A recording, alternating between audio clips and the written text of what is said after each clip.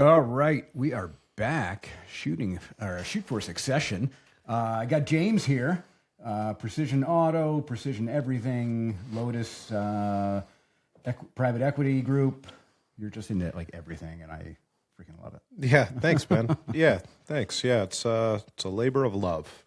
It better be, because you're in a lot of it. Yeah, you know, yeah, and it's fun to follow you and hear the updates and all the cool stuff you're into. I'm tough to follow because I don't post any of it. So like I think you'd have to like know me to know what was going on. Oh yeah, no, I get the yeah. I keep it all pretty quiet. Yeah, it's on the DL. Yeah, but it's all good, good. I don't know. Like I wouldn't post a new car if I got a car online. So I'm not gonna I don't know. I just don't I don't take enough pleasure in celebrating the wins. You know what I mean? Does that make sense? Yeah. I think because I'm always I feel like I'm always trying to continue, and if I feel like I'm ahead in the race, then you might celebrate too early. Yeah. I feel like I get you on that one. You're definitely a quiet one. Yeah, something I got to work on. It's what you work on it for. As long as you work on it for a purpose, right? Not just to be a douche that wants to put out there everything that he's doing just for the likes and vanity stuff. But if I know you're going into more of a tell me what you're going into, because I can't even put it in words. We're trying to build a portfolio of businesses and of shops, and so that really is not an easy thing. It really all hinges on people, and it hinges on systems, and then it hinges on accountability. And so we've talked about it before, it's like time, tools, training, accountability. And so you do that at the employee level and you do that at the business level. And so, certain times if you have employees that you have brought in and they don't fit your model or your long-term goals anymore, sometimes you have to cut them and you're looking for a new employee that can really kind of be an all-star on the team. And so the same is for businesses. And so we look at businesses as just different profit centers. Mm-hmm. So it's just like a service that you would offer. Today we're doing headshots and we're doing scenery and we're going to photograph only cars. Well, now photographing only cars doesn't make sense for us, right? It brings you 80% of your headache and 20% of your revenue, but headshots bring you 80% of your revenue and 20% of your headache. And so you want to just diversify and do that. So through the years, we've gotten a lot better at kind of identifying what works for us and what doesn't. And, every year we get a little better. And this year we're better than we were last year. And, we just continuously refine and define what we want and how we want it. And it works for us, It works for us. We really want to minimize the headache, and we don't want to destroy the culture because we got a good vibe in our businesses. You do. And, that's something you don't want to lose as you grow. You guys got good people. You got a good following of, and I say following, but your employees, everybody's cool. Everybody is, they're open. They're, they're very real.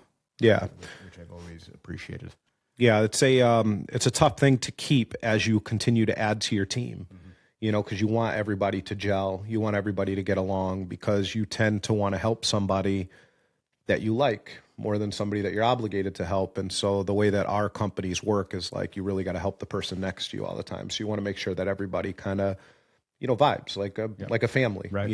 Because you see them more than you see your family in reality. You're with these people all day long. You're more face to face. Yeah, with them than you are, your whole family. Yeah, it's tough, man. You got to get their rooms and on their devices and stuff. It's not as simple as just hiring somebody, right? And expecting them to do the job. You you got to get everybody's buy-in, and it starts with getting the right people and building them the right way, and celebrating their wins and making sure that you're getting them the things that they need to be successful. So we really focus on a lot of goals that they have, making sure they hit them. You put something in that emotional bank account. Well, that's huge, and something we want to talk about, before you even get to the hiring process, it's you got to have something in place for somebody to take over. You got to let go of something, right? You got to let go of some sort of responsibility. Yeah. What was the first thing that you would say you had to release when you first opened Precision? So when I first opened Precision, the first thing that I had to hire for was like the most important, which was production. So hiring technicians. And so then when you're hiring technicians, you know, I had come from, so like my background is just as an automotive technician. So the first thing I had to do was find people that could work on cars. And so naturally you would think that like you're hiring somebody that can work on cars and they're an ace. And through the years we found, you say you bring in somebody at $40 an hour and then he does it his way. He does it the way he was trained. Maybe he worked at a dealership, which is totally different than an independent. And they're taught to be, for lack of better word, self-serving. Most dealerships, they operate on something called flat rate. And so like if you do a brake job in a flat rate environment, maybe you get 2 hours for it. You get paid 2 hours. It takes you 20 minutes, you get 2 hours. It takes 4 hours, you get 2 hours. And so if we use that mindset, how inclined do you think that I would be to help you if you were struggling, if I'm getting paid based on what I'm producing? Not very much. Not very much at all. You know, and so like when we started bringing in people, I didn't really have the foresight enough to think that I wanted to do what I'm doing now. I was just trying to be able to not be the only person working on cars at that point. So I'd bring somebody in and maybe they, you know, now I probably wouldn't have hired some of the same people that we hired, but, you know, ultimately what we discovered through trial and error, just like we were talking about, whether it's businesses or whether it's people, you want to make sure that the people really are in there for the right reasons. And what we found is that it's easier to find that person and not have to retrain bad habits by training new ones. And so I would rather hire inexperienced people that are just passionate about, you know, somebody that just wants to be a technician.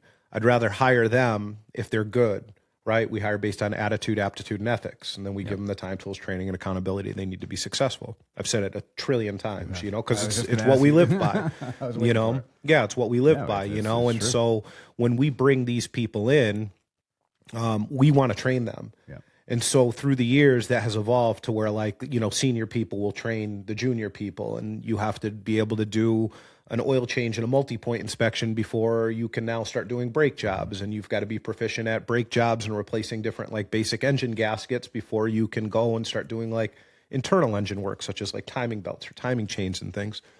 Excuse me. And so there's like this, I guess, hierarchy of training, right? There's this like this ladder that they have to climb, but they have to be proficient in the lower level. And so now as they get better at that, now they're doing brakes and internal end or, you know, external engine gaskets, you know, valve covers and things like that are like, they commonly leak, you know, and they're easier to replace. Now they're doing those things. Now they need to train their replacement and they're the one that is the most fresh. And so you're always kind of like creating this copy.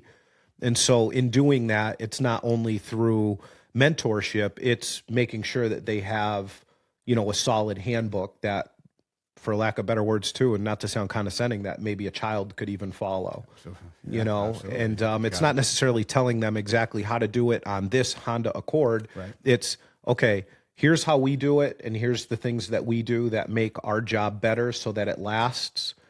But here's where you can go and find the specific information for this, you know? And so you're teaching them to fish rather than giving them the fish. Yeah, there you go. Cause you can't prepare them for every single vehicle, every single scenario. It's impossible. Yeah. But I can teach you where to find the information. Yeah, absolutely. And how to search and what to look for. And absolutely. Yeah. That's huge. Yeah. It's absolutely huge. Absolutely. And it's a life skill, right? It's, you know, teaching wise, you know, I teach high school business and I taught elementary for years, and it was always my philosophy of getting my students to not be okay with not knowing an answer, right? Not being like just come to me for the answer, but just using their resources, things like that. And that's a part of the training too, you know. So like in our programs, it's like don't just go and ask somebody else. Like do these steps first. And then the people upline from them are all trained to say like, okay, well, did you do this, that, and the other? And through reps, you know, a lot of repetition, a senior tech will know if they checked these other things or if they just raised their hand and came right over. And if they didn't, you know, look, man, go check this, that, and the other first. You know, and 8 out of 10 times they find the answer right then and there. You know, cars typically break in the same way. You know, the challenge of working at an independent auto repair shop when you're hiring technicians is that like, if you're working at a dealership, you need one set of tools, right? All the bolts are going to be the same. The problems are going to kind of be the same. It's almost easier. It's a lot of reps. You work in an independent, you work on 10 cars today, it's going to be 10 sets of tools, 10 sets of training, 10 sets of diagnostic information, 10 different diagnostic tools. Everything is going to be different, so it's a little bit more, it's a lot more challenging.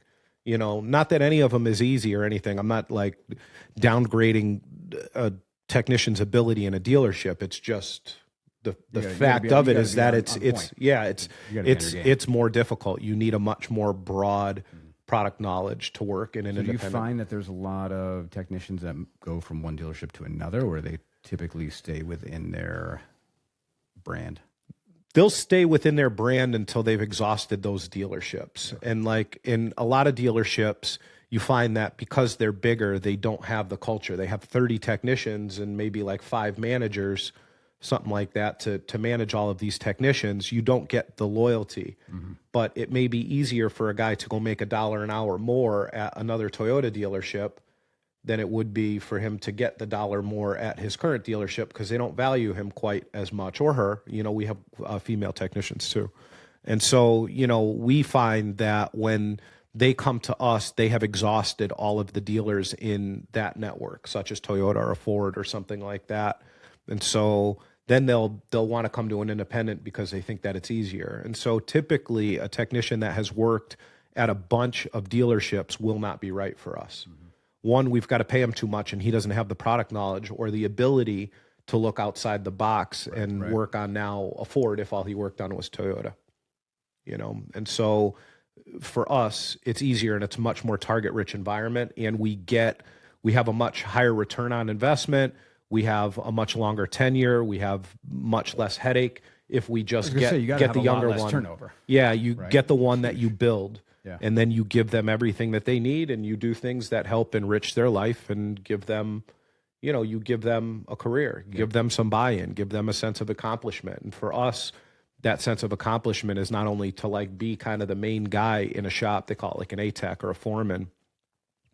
It's not just to be the A-tech or to be the foreman, it's to eventually get your own shop. And so with us, like, we're always trying to acquire good shops or start new shops. And so like now in 26, like we've even gotten away from the business model that we refined, which was like going and working with shops and having like a principal on the ground. And so like if you had Rob Faber's Auto Repair, we'd go and we'd work with you, and we would build it as Rob Faber's Auto Repair.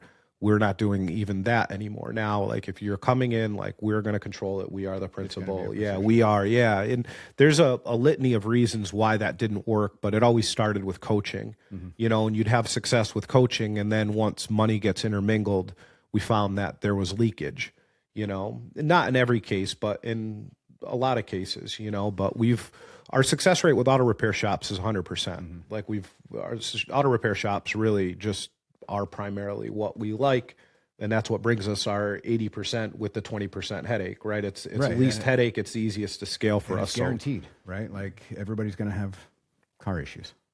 Everybody is going to have car issues, yeah. But it's the easiest for us to spot bullshit too. Yeah. Because at the end of the day, people want money, and so for us, it's like, all right, well, we need to control that so that we can continue to invest back in the team, not have leakage, continue to invest back in the business, and do a lot of these things. So for us, like, private equity and consulting at this level has been trial and error, and it's been good. But like every loss, we don't look at it as like a loss. We look at it as like, all right, well, that was the cost of tuition, right? We tried. We're a headshot photographer, and we tried scenery, and I don't know, it's just not for us, right? Like, let's get back to headshots. That it's not for you. Instead of just taking somebody else's advice or assuming, right? Yeah. You have the experience to now make that decision. And we've been able to make those decisions kind of to your point through like, how do we scale this and how do we step back from it? Right. And like, it's easiest for us because our systems are strongest in auto repair, and we can do it literally with our eyes closed. Like we spent a few $100,000 developing our own internal CRM just to like track numbers, track performance, track behavior. And it just doesn't translate perfectly to like plumbing or construction or any, like it is built for auto repair. And so it's easier just to continue to stay in that rather than like modify it to do with something else, because then while you're modifying it, you're taking your eye off the game. Right. And like no good coach can watch the game from like the bleachers or from his house or from a cell phone. You know, like you got to be in the game, you know? And so for me, I like being in the companies. Like I love being in the companies, you know, and just kind of bouncing around between them, you know, gives a good variety, good sense of accomplishment, all that. No, absolutely. And, yeah. And it's your niche, right? You've always been auto repair. You can do it with your eyes closed. Yeah, so literally. In that case, like, you know exactly that you see all the signs that something's going to go wrong before anybody else will. Yeah, where in other industries you may not see that initially. I see the signs that everything is going to go right, you know? And so like we start with the end in mind. Like, all right, well, how do we know that this customer has the right experience? Well, you know, we want to start by you're right. We start by giving good phone, right? Like setting the expectation on the phone with the customer and prepping them for this one specific thing, you know, whatever they're coming in for. Because a customer, when they're coming in to get their car repaired, their stress level is high. I don't remember where I read it, but there was a survey many years ago by some smart group of people, and they measured people's like stress level when they're bringing their vehicle in for an auto repair and whatever, however they measure that stuff. The stress level was similar to that of going to get a major surgery when they're bringing their car in to have somebody fix it, right? Because they don't know, and you know, like there's a million unknowns. And in that case, you know, if I'm going to have a kitchen renovation, you know, I can price out the cabinets. I know, you know, I can figure out, you know, as long as nothing drastic is going to go wrong, you have an idea about what it's going to cost. You know, you bring your car in, you don't know. Kitchen's down too, right? Like kitchen's down, you still can maybe like wash your pans or wash a glass, or you can drink out of plastic cups. It's going to be a certain amount of time. And you know it's going to be a certain amount of money. I can eat out. Yeah. Right. I can eat out. I don't have my car. Fuck. Who's going to pick up the kids? How am I going to get to work? Like it's a whole different level of stress because you're taking someone's independence away. And if you know, bringing it in and just hoping that it's not a catastrophic issue. Yeah. You know. Yeah. For me, I always think it's the worst. Right. That engine light comes on. The check engine light comes on. And I'm like, crap. Why? It's probably a head gasket or it's a tube here. I know nothing about cars. Yeah, of course. But to your point, like, how do you systemize that, right? Like, how do you systemize that customer interaction, and then translate that into getting enough documentation where you're not over documenting, and you're giving that to a technician, so that then the technician can fix the vehicle and obviously maintain your standard of ethics and quality and time, right? Getting it done quickly and not bog down the rest of the shop or the other jobs. And now you've got multiple of these people all in this high stress situation, right? Customers calling high stress situation. I don't have the money. I don't have the time. So now you've got to you have all of these pieces of that customer interaction that you need to somewhat like reverse engineer. Well, I know that the customer, right? And you just take them one at a time. Well, I know that the customer is potentially going to not be able to do this or be stressed because they don't know how they're going to pay for it. Perfect. So like, how are we going to do that? Well, we got to get a bank to loan them money, and at 0% is the best way. And then the people that need the money aren't really going to have the credit cards to get it done. Right. And so like, all right, so how do we do that? Now we got to find a bank that can loan at 0% for a predetermined amount of time to anybody. And they got a loan to anybody, you know? And so then it's like all of these different little problems that you have to begin to fix within this industry. And it becomes tough if you're doing it in multiple industries all at the same time. It's like the economics and the fundamentals of business don't change between one and the other, but it just makes it so much easier when you've solved the problem 20,000 times, actually, right? You've solved the problem 20,000 times through the years. You know what potential problems are You coming. can do that with your eyes closed, right? You can handle the phone call with the stressed out person and calm them down and build trust on the phone. Then you can transfer that information you got from the customer to a non-emotional repair order that the technician can follow. And then the technician knows how to follow that without having to necessarily communicate back with the office too much, because you want to limit the time walking back and forth. Literally, right? You don't want the tech leaving the bay, because the second the tech leaves the bay, he stops production. Right. And so like, how do you create communication? There's like all of these touch points and interaction that like really make a good shop a really great shop and help it just kind of create a good environment. Because like nobody wants to go into work and be like, you know, I hope I go in today and have a fucking terrible day and do a really bad job. You know, like you'd be a lunatic to think that, you know. And so another part of retention is making sure that they can feel those wins and they could see the reviews come in and they see the customers come in and that the customer's happy, and you know, the office people are happy because they're not getting abused on the phone for a job taking too long or having to call the customer multiple times, right? We get one time to call the customer. Hey, Faber, you brought the car in for this thing and this piece is broken and we can get it today and I can have it done for you. Do you want to do it? You know, and there's a little more that goes into that, you know, to build value in the shop and everything. And so if now we go and we start doing it and then we call you up and we're like, all right, Faber, well, it's actually this other thing. You're going to be like, what the how did you know what I mean? So you're not competent enough to know what the actual issue was, and now it's going to cost me more. And yeah, it's a slippery slope. And so then what do you do when that happens? And so it's like all of these different things that you have to account for and train for. And it really starts with just making sure you have the right people that can handle that, and they can talk to people compassionately, and they understand that there is a human element here. It's not all ones and zeros. Right. And it's education, right? It's total educating the client. I know, you know, taking my vehicle to your shop for I don't know how many years, I always knew when something was coming up, right? It was never, I was never surprised. Yeah. Right. Bring it in for an oil change, you know, last thing you want to hear is, oh, you need brakes or you need struts or this and that. You know, you guys have always been great about like, hey, it's not an issue now, but within the next year, you know, you're going to hear about this again. Don't we see you for an oil change? Faber, you're up a couple months, right? You want to do it now? We got to take the brakes off, and this other thing's attached to the brakes. You want to do this now too? Like it's you already knew what's going to be done. These things are wearable. Seeds and you're educating and prepping all the time. Yeah, you makes for a much better client experience. If you take care of the people, the job will take care of itself. The cars are the easiest thing to fix in an auto repair shop. Well, that's the thing. Yeah, you know, building trust, like that's a huge piece of it, right? Yep. Yeah, the cars are the easiest part. Yeah, you got to be. Yeah, the car's going to be as reliable. The car's going to work. Yeah. Right. How are you going to get there? And how long is it going to take? And you know, are you trusted that you're doing the right thing? You know, or is somebody questioning, you know, your ethics or things like that? And once you bring those into question, that's a hard way to get out. I think at this day and age too, like it's impossible to have only like great feedback. Like I look at businesses sometimes and I'll be like, oh, well, this guy's got a few hundred reviews and they're all 5 stars. Like it's fucking impossible. Like in this day and age, somebody is going to complain. Somebody is going to say something, you know? And so like when they complain, how do you handle that? That's like another system, right? Like how do you respond to a review non-emotionally? When you have worked your ass off to make sure that this irrational person had a great experience, and then you give them a great experience, you solve their problem faster and cheaper than they thought, and it's not even anything major like they thought it was going to be, and then they go online and kick the shit out of you.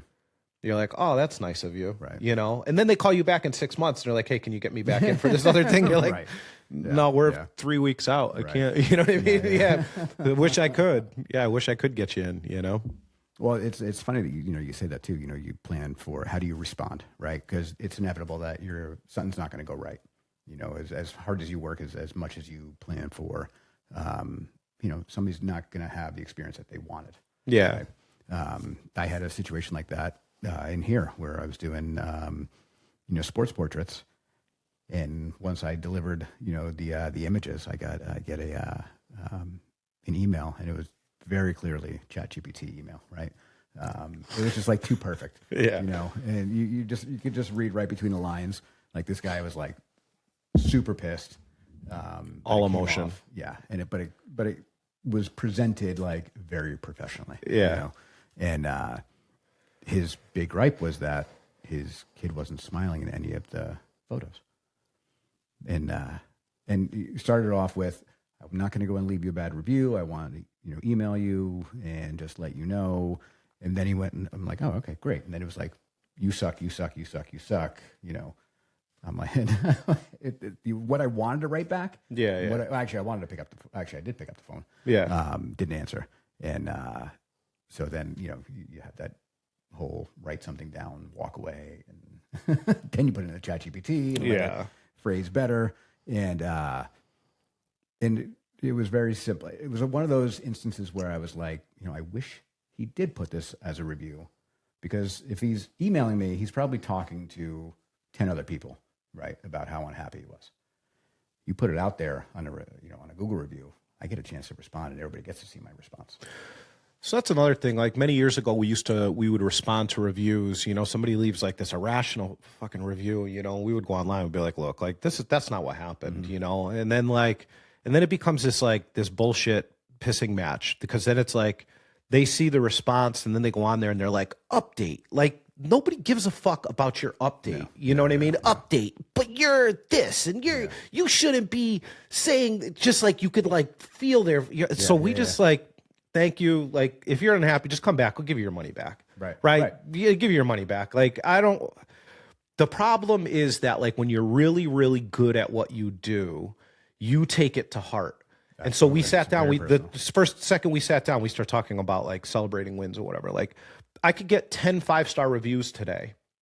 And if I get 100 5-star, I get one bad one. I'm like, what the your day. Fuck? Yeah. How did this, you know what I mean? Like, how did this happen? What is this? Something's going wrong. Yeah. You start second guessing everything you do because of one negative. And then as we like began to grow and, sometimes people like,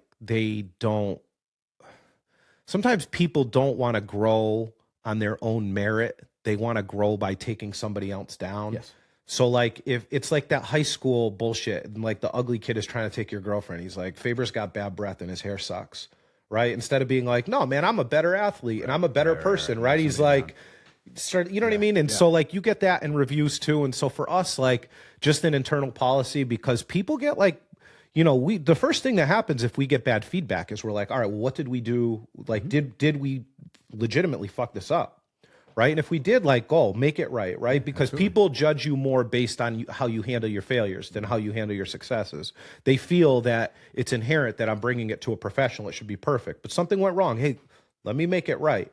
And there is never tens of thousands of customers that we have worked with through the years there's not a one of them that could say that we haven't made something right if there has ever been something wrong. And while we've had tens of thousands of customers, the handful that we probably, in some cases legitimately fuck something up or miss something or whatever, like it's not intentional, but it's like, all right, how do we make sure that this doesn't happen again? How do we make sure that like we stop this and spot it before it gets to the customer? And again, through the years, like that process has gotten pretty buttoned up, to make sure it doesn't happen. But like, you can't rationalize with crazy, you can't rationalize with some drunk person in the middle of the night that now all of a sudden is pissed off at something else. And they're like, you know what? My fucking kid didn't smile in this photo because my kid hasn't smiled in a photo ever. So now I'm going to take it out on the photographer rather than just go tell my kid you should smile in this thing. And what was, great about it was, if my style,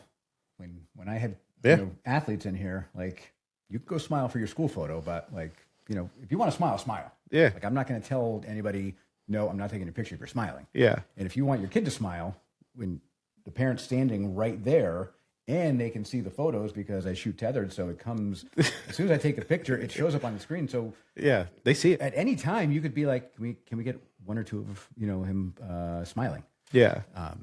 Yeah. All you gotta do is ask me. Your bedside manner when you're taking photos is like so light and just like allows like do what you want, but like here, pose your head this way and move like absolutely. It's such a light environment that there'd be, in my experience with you, and that's through I don't know how many times I've stood behind your camera, as something we needed or as a test dummy for whatever you were trying, and every time you're just like kind of whatever you want, but this is what I'm going for, Yeah, it's right. At a certain point, you have to, as tough as it is, separate yourself emotionally from that. And it could be very challenging, but you're like, look at all these people I've helped. And, I don't want to like downgrade my culture and, whatever else. And so for us, like bad reviews and stuff, I don't know, man, like if they happen, they happen. Like, it's just part of doing business. I don't think that like a bad review is going to destroy most businesses because you get one person that whether they were legitimately unhappy and they didn't want to take a resolution, or I think when I read reviews for other businesses and I see this fucking novel, I'm like, this guy's a crackpot. Those are great to read. Like, and that's, what do we do? Like when you go and see somebody's got 1,000 reviews, which ones are you going to? You're going to the 1 stars. Yeah. I want to know. I want to hear the the train wrecks, right? And see, did they do something wrong, or is this person batshit crazy? And you pick up on it really quickly.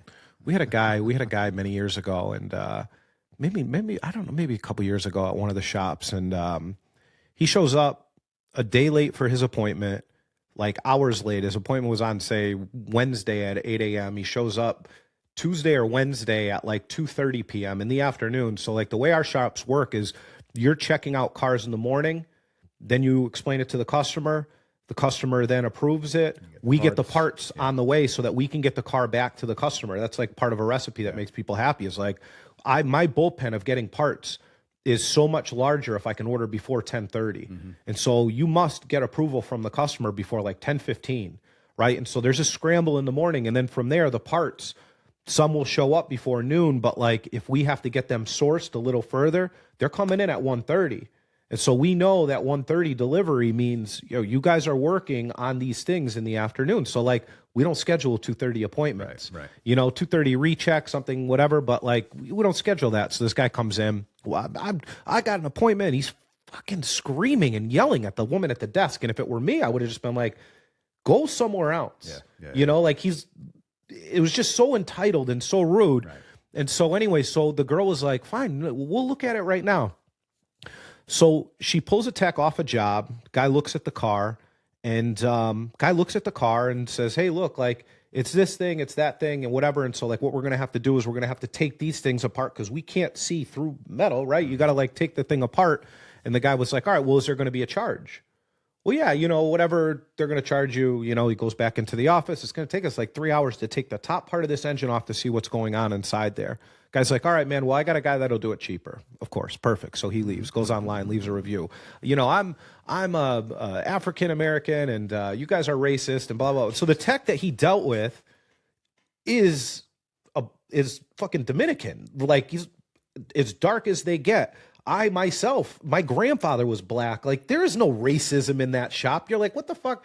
Don't even respond to it. Don't even respond to it. And the person was so mad that we didn't respond to it. They went and updated their own review that like we hadn't responded. Cause like, what are you going to do? With me, what are you going to do? Like, no, I'm not. Like, you fuck animals.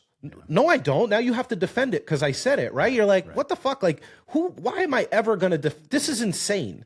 You know what I mean? You've got tens of thousands of interactions that have nothing to do with any of that. How do you now bring race into auto repair? Why don't you say that you came in 2 days late and you were yelling at everybody? You left all that out? Yeah. I'm a business owner too. Weird. Fuck go somewhere else, But I got to tell you, like, you have just this mountain of just wonderful people that come in, and they're just like, how's the kids? How's the family? How's this? Like, they've been coming to you for years because they trust you. The amount of people that just come in and they're like, here's the keys.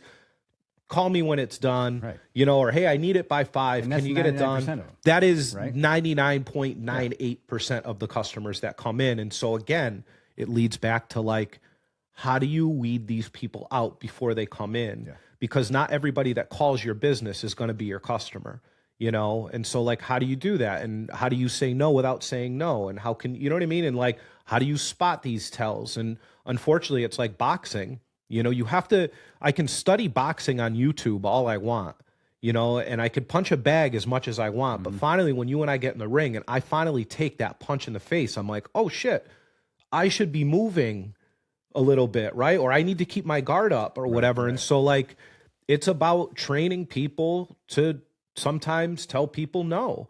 And when you hire really, really good people that are really compassionate and they want to make sure that everybody is happy, they take it very personal when something goes wrong. And so again, right, did we do something wrong? But sometimes when it's just like an irrational person, we've had people through the years quit because of customer abuse. I could think of this one girl, Brianna. She got, absolutely annihilated by a customer, and no one was in the office to help her.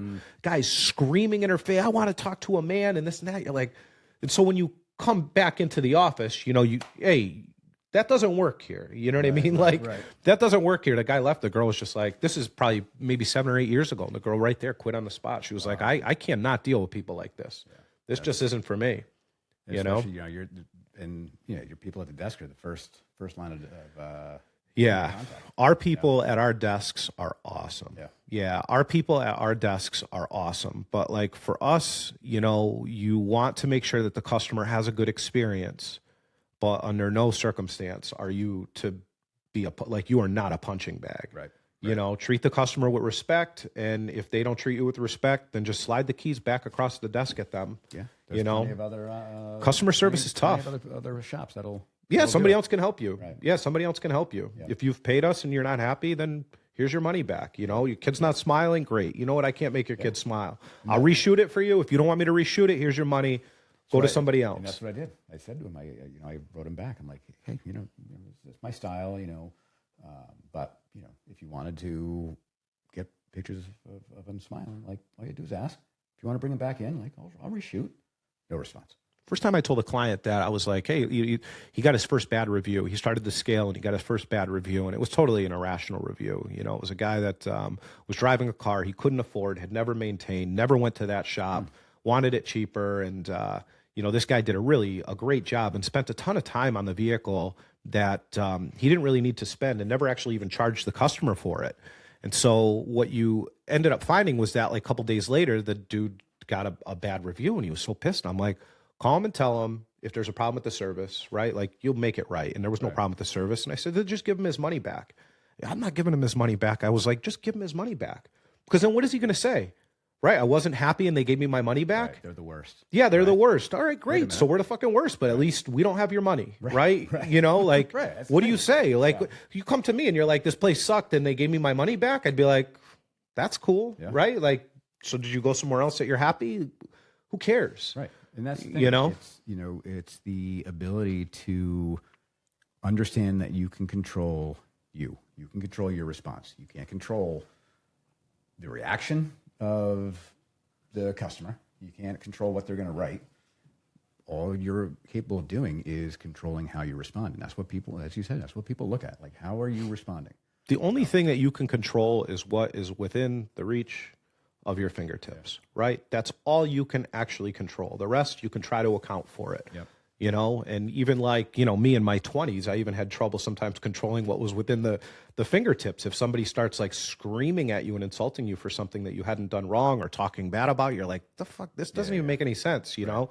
I'd be like, why are you saying this? Why are you saying this? You engage. Yeah. But that's what they want. And so you're just like, you know what, dude, I'm just going to focus on the good people. And so like your team doesn't want to see you arguing with people. They don't want that either. Most people don't want conflict. I definitely sure as hell don't want it, because like I don't like conflict, because like I'll get into conflict, because I'm like just so competitive with it. If you get into, so I'm like, I can't even be around it. Perfect. You're upset. Awesome. Perfect. You think I'm an asshole? Great. Awesome. And that's the thing. It's like how many... You go on like these forums on Facebook and stuff, and you just see these people just like going back and forth. I don't even go on them. I go and I just read. I don't even go near social media. It's hilarious. Yeah, because nobody, like, you have two sides that they're never going to see the other side, right? Right. But what would be amazing is if there was like, all right, you get 3 comments, then you have to pick up the phone and talk to them, or you have to see them face to face. So many things would change. So many. My last Facebook argument was probably like, I think I've been in like 2 like monumental Facebook arguments many years ago. One was with a kid over like how many pull-ups I could do. And it turned into like 1,000 comment thread. It was insane. And I was like, I got to just go talk to this kid. And then the second, it was so stupid. And then the second one was something about when Massachusetts increased the minimum wage to like $15. And this kid had gone on like, I don't even remember whose post it was, but it turned into like a 3-day argument of me and this kid going back and forth. And basically like my whole point was like, you don't even own, like you're a bartender. You don't even own a business. You have no understanding of like how it works. Like if a guy is making, and so I'm all for everybody making a livable wage. But a minimum wage is not meant for you to support your family. It's because you have the minimum ability within that competency to do the job, and you are learning. It is a training rate. It is not meant to support your. You must start at that and then work your way up and get better. And this guy was like, I think 15 is too low. But I just remember going back and forth, and I'm like, if you have a guy making 25 and he's been there for a few years and he has the median level of competency, and now your guy with no competency that is coming in to learn this is going to get a $4 or $5 an hour bump, what do you think the middle guy wants? And now, if the middle guy gets it, what do you think the high guy wants? And now, what do you think that does to your profit margin, where you need to retain 15, 20% or whatever so that you can invest that back into equipment, training, and everything? So your cost of the service must go up now. And he was like, no, it doesn't. Your margins are too thin. I'm like, this was you know what I mean? And so this got to be 10, this got to be 10 years ago. It's got to be 10, yeah, it's got to be 10 years ago. I got into this with this kid. And so, and I think that was the last time I was ever on on, I think I have Instagram now, so I can look at cars, and I like watching people fail, like when they are jumping off a building to another building, and they oh my gosh, those things make me laugh so much. Dude was snow blowing his roof. Please send me that. Yeah, please. Yeah, it was a good one. I would love to see that. But other than that, I just don't find it productive, because we are batteries, and so at any point in the day, whatever you do, I raise my arm, I'm using a percentage of my battery. And so do I want to focus this much energy and attention into arguing with this dipshit on a computer because he can't have a conversation with me in person? Or do I want to work on my computer program to make sure that it takes us a half hour less to report payroll this week? Right. Because that makes my staff happier. Yeah. And then it also gives me more fail safes to make sure that we're not misreporting. And so, you know what I mean? And so I've just chosen through the years, I don't care what you say or how. I don't care. You say the sky is perfect, it's purple, right? You say it's raining, it's sunny. I don't. Awesome. It is. Now I'm going to go about my day, right? I'm not using any of my battery. And social media, I think, is just a fucking breeding ground of it's highlight reels and negativity. And it's highlight reels and negativity. Yeah, highlight reels and negativity. Then the political, I appreciate that you don't like this president or that president or this whatever. Cool. Right. I'm not going to engage with you on that. Right. You know? Yeah. And not enough people can look at that and step back and be like, all right, man, that's your view. That's your interpretation of what happened. That's what everything is. Yeah. Everything it is. Great. Yeah. Awesome. Sucks that you're like that. That's your reaction to it, or that's how you see it, but I'm not going to change that. And when people understand that they're not going to change somebody else's mind, that's, I think, our biggest problem is we, as a society, people want everybody around them to think like they do and have the same opinion as they do. They feel, validated. If you and I agree on everything, then we got to be best friends, right? Where in reality, I love having conversations with the other side, different perspective, learn something, right? And it's just, social media is just, it's impossible. It's impossible. And you know what? Like you said, I use it for the business. I use it, to throw some stuff out there and to promote. And that's a bit, I don't get caught up in the there's no need arguments. to, right? But it all goes back to your point. That is a system. Right? How do you handle the review? Then how do you handle the experience to make sure that the customers are happy? How do you handle it so that you get to the problem before it becomes a problem further, right? How do we follow up with the customers? How do we, you know what I mean? It's all of these different things that you must do to make sure that the customer has a good experience and your team has a good experience, and that you're continuing to make sure that you're doing the things that everybody needs to grow. The customer base needs to grow. Your team needs to grow. It all comes back to it. I think we spend too much time even talking about bad reviews, but it's true, because that's what we're doing at the end of the day. We're creating a product. We're creating a team that creates the product that gets the feedback. And it's again, going back to what you said earlier, you have to anticipate problems. You know what can go wrong, right? With a car or with a review. How are you going to react? How are you going to respond? Right. And that speaks a lot about, your business and what you have in place to how to react to that. Yeah. Respond, right? Like a reaction is emotional. Yes. A response is well thought out, rational, right? And so like as adults, as business owners, we respond. When I was younger, I used to react to things, and then that takes a lot of work too. Not only like do you work and you build your company, how did I make this mistake and how do I get better? Like I've through the years, like looked at my own personality, like, all right, well, why did I react to these things when I was younger? And now I'm able to respond, or how do I respond to this instead of react? How do I celebrate the wins? That's something I'm always going to have to work on. Yeah. You know what I mean? Like I definitely don't celebrate the wins enough. I'll celebrate them publicly, but I don't like internalize them. You know what I mean? Well, you're constantly, you're the what's next. Great.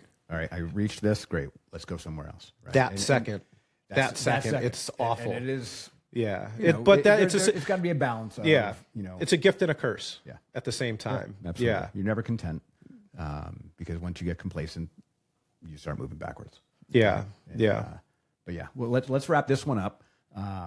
This was great. I don't even know like really what I'm actually intrigued. I'm waiting to see how this